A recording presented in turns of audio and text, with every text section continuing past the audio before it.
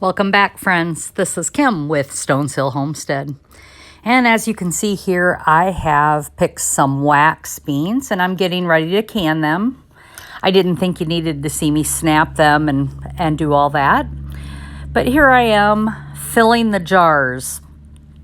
And as I'm filling them, I am tapping down the jars to make sure I get as much product in the jar as I can prior to filling them with boiling water. And I just want to make sure that it just is a nice, tightly packed jar. I have 7 quarts to run my pressure canner, and I just want to make sure I get them all filled appropriately. It's in the middle of the night here, so I don't want to wake up the family, so I'm trying to do it as quietly as I can, but pounding on the counter is just something that has to happen with beans. I just have to do canning whenever I can. When you're working third shift, as many of you know, I am a sleep technologist. I perform sleep studies, and it just puts me in a different sleep pattern than most. However, it's very normal for me. So I'm still filling up the jars here, as you can see, and trying to get them all in. And I believe what's happening here is I'm hunting for something to tap them down that's not so loud. I don't want to wake up the neighborhood, but not working. So I just continue to tap it down. Anyway, as I'm doing this, I'm thinking about all the different kinds of green beans that you can plant, wax beans. I did the purple teepee beans, as you saw in a previous video, and these wax beans. I didn't have a lot of growth out of them, but in hindsight, I did.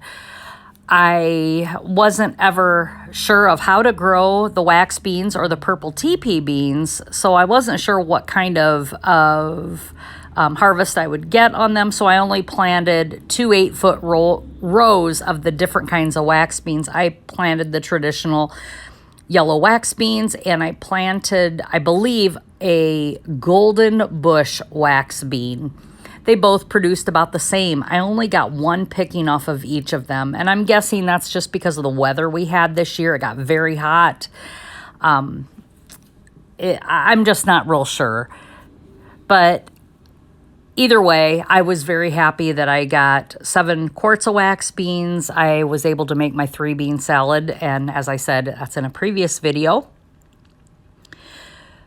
But I wasn't sure about these beans. I just wasn't sure how they would turn out, how they would look, and at the end of the video, you'll see that I'm very pleased with them. But back to sleep studies. So that's what I do, and sleep apnea has really grown over the past 40 years, and it's amazing what things can do to your body with untreated sleep apnea.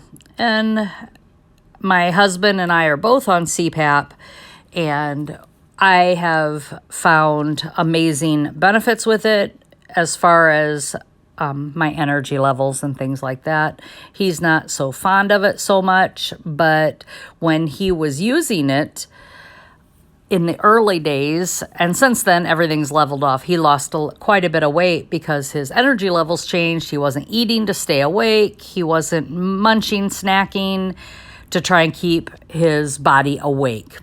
So there you have it. There's a little lesson on sleep apnea for you.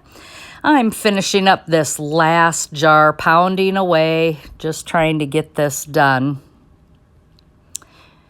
And in the middle of the night, it just works better for me sometimes to can in the middle of the night when he's sleeping. I know that sounds weird, but sometimes you just get more things done.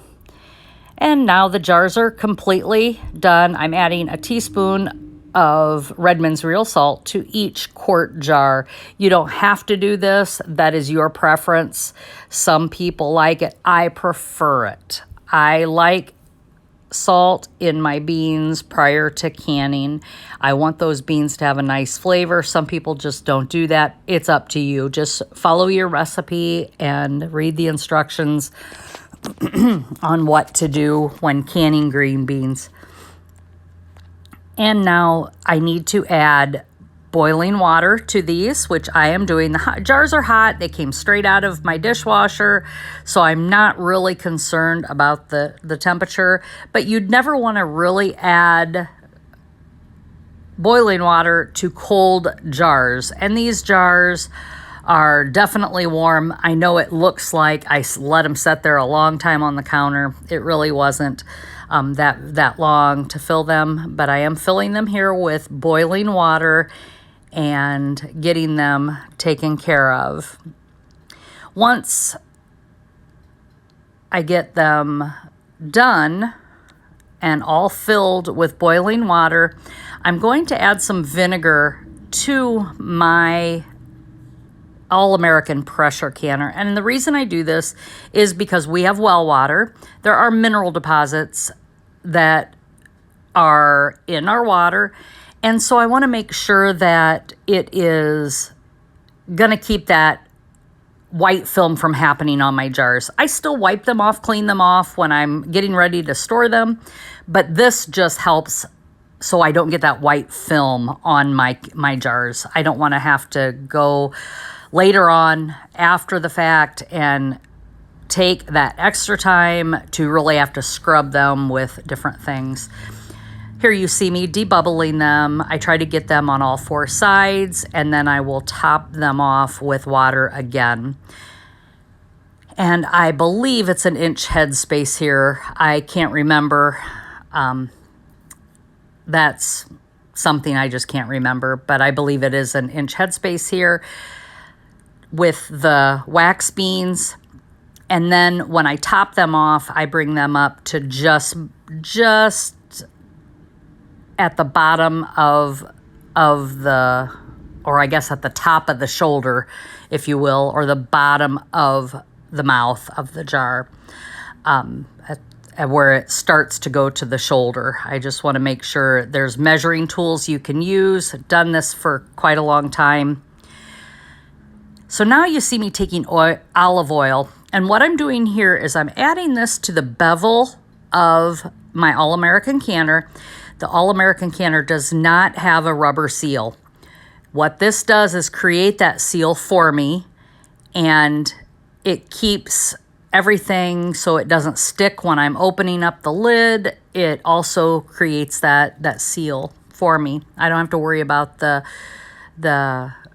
condition of a rubber seal, which is my biggest concern with other pressure canners. And there again, here I am back to debubbling. I want to make sure that that water is all settled down in there and has really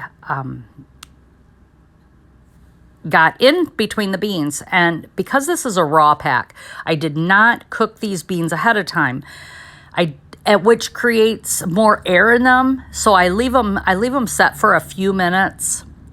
And I'm pushing my beans down underneath the liquid, the water, and I may be topping them off here. Yes, I'm going to be topping them off just to make sure I've got enough water to cover my beans.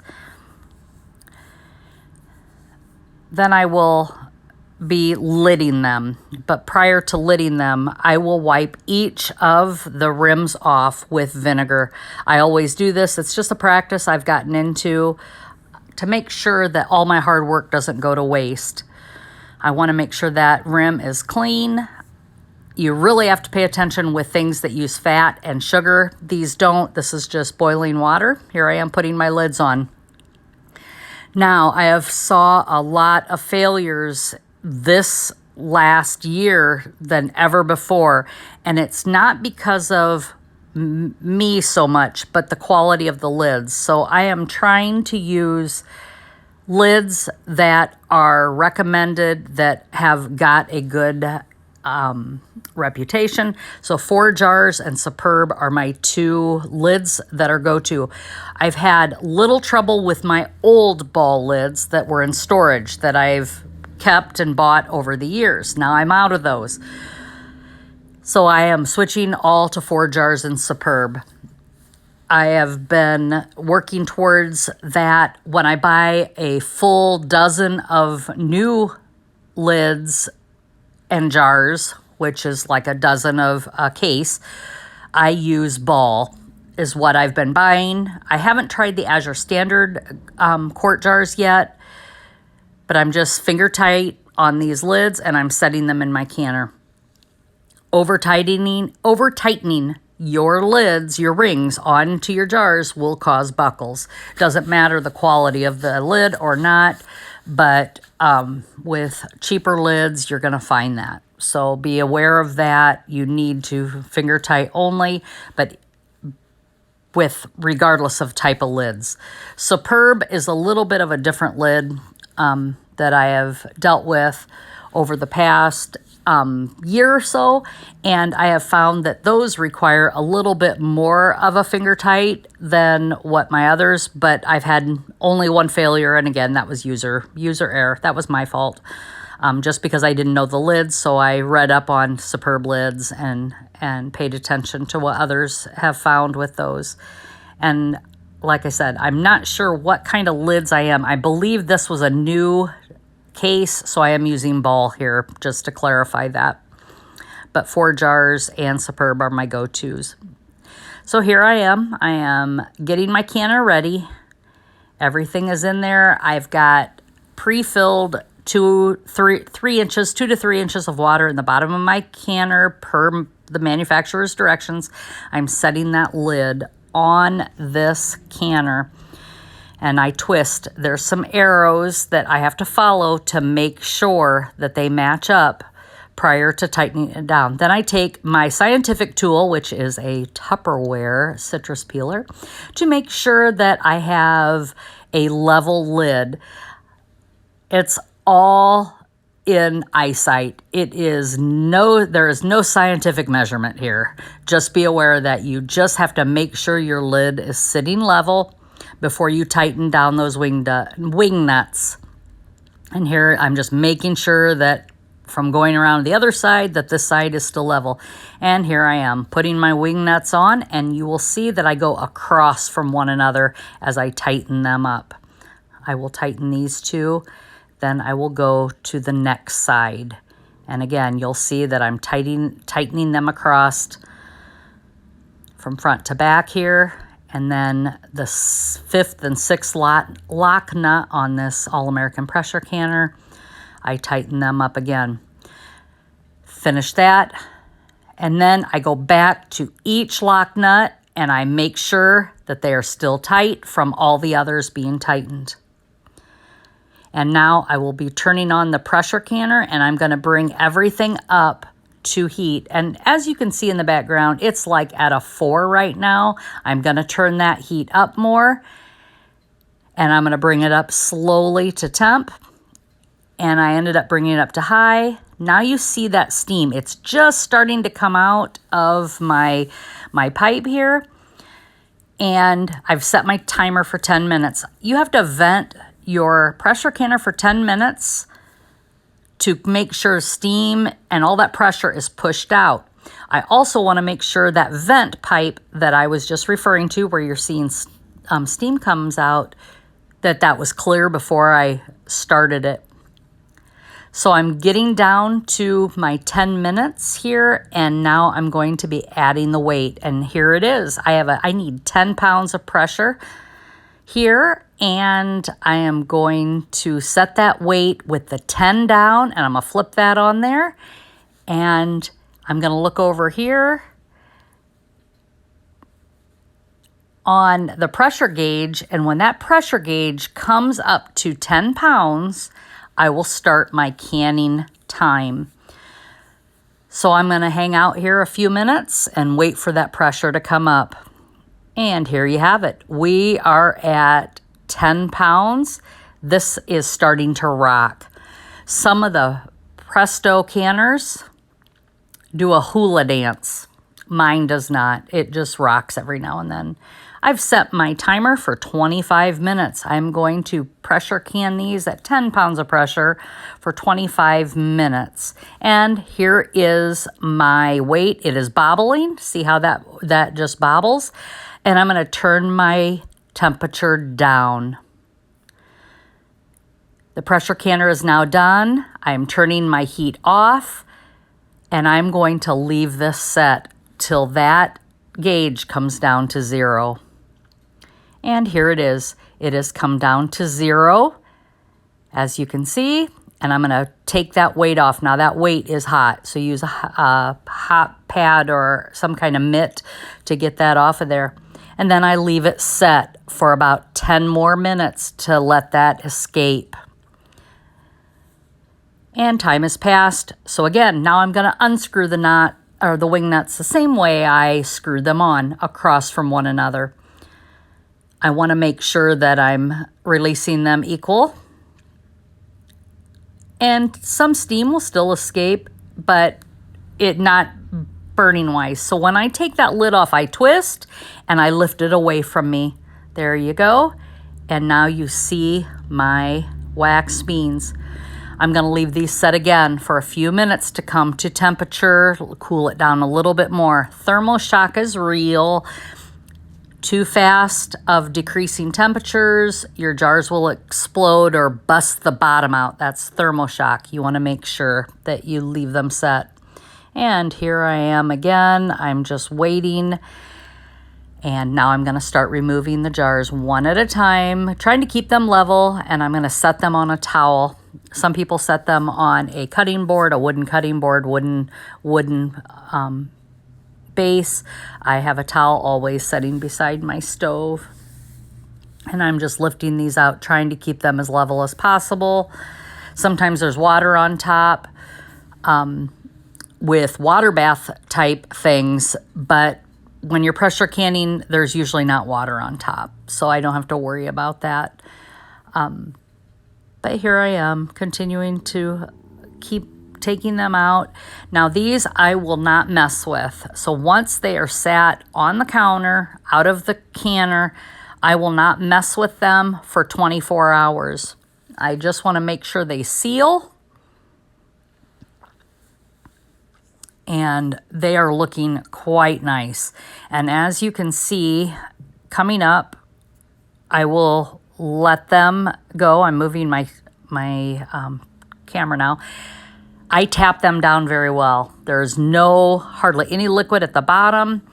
I've had very little siphoning, very little. There might be a little bit on one jar I see there, but these will set till tomorrow. After that, the rings will be taken off, wiped down, and stored. So I just want to thank you so much for joining us today in pressure canning wax beans. I look forward to the next video with you. Thank you so much for all your time. And again, to all the new subscribers, we appreciate each and every one of you.